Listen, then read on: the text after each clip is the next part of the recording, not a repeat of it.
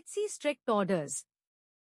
दहेज का झूठा केस किया तो देना पड़ेगा जुर्माना, केस भी चलेगा। चंडीगढ़, चंद्रशेखर धरणी। वैवाहिक विवादों में मुकदमेबाजी और परेशान करने वाली भावना से दायर मामलों में काफी वृद्धि हुई है, जिससे न्यायालयों में काफी लंबित मामले रहे जाते हैं। पंजाब एवं हरियाणा हाई कोर्ट ने वैवाहिक मामलों में कुछ परिविधानों को लागू करने के लिए मार्गदर्शक सिद्धांत निर्धारित किए हैं। एक पारिवारिक न्यायालय के आदेश को रद्द करते हुए, जिसमें एक पत्नी के खिलाफ शिकायत दर्ज करने का निर्देश दिया गया था, जिस पर झूठा हल्फनामा दायर करके झूठी गवाही देने का आरोप है, जिसमें कहा गया था कि वह बेरोजगार है। न्यायालय ने कहा कि इस न्यायालय ने हाल ही में वैवाहिक विवादों में झूठी गवाही की कार्यवाही शुरू करने में वृद्धि देखी है। जस्टिस हरप्रीत सिंह बरार ने कहा कि न्याय वितरण प्रणाली तभी सफल मानी जा सकती है जब यह त्वरित, सुलभ और सस्ती हो।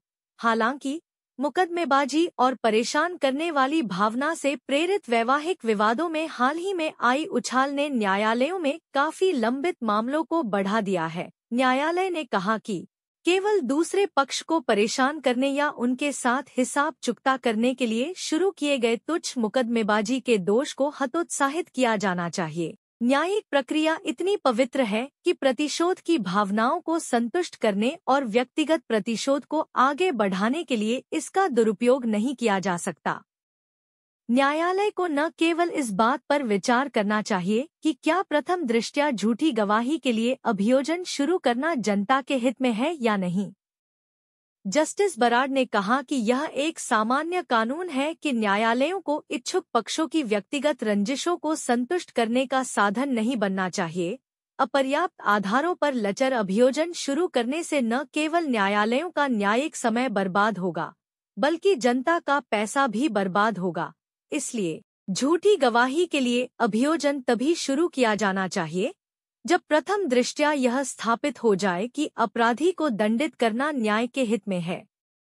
न्यायालय ने वैवाहिक मामलों में परिविधान को लागू करने के लिए मार्गदर्शक सिद्धांत निर्धारित किए, जैसे कि केवल अशुद्धि या गलत बयान अभियोजन शुरू करने के लिए अपर्याप्त रहेगा।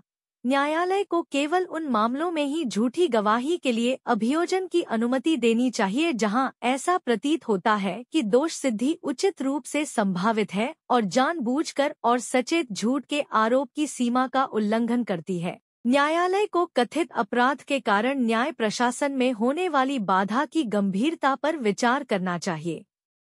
यह भी देखा जाना चाहिए कि क्या इस तरह के झूठ का मामले के परिणाम पर कोई प्रभाव पड़ता है।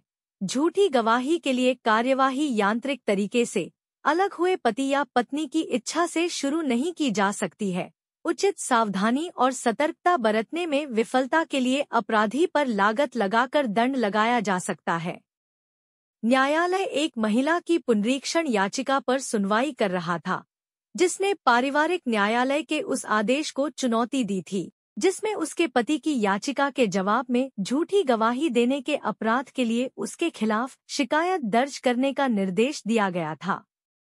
उसने आरोप लगाया कि भरण पोषण के लिए एक कार्यवाही में उसकी पत्नी ने कथित तौर पर एक बैंक में काम करने के बावजूद बेरोजगारी का दावा करते हुए एक झूठा हल्फनामा दायर किया था।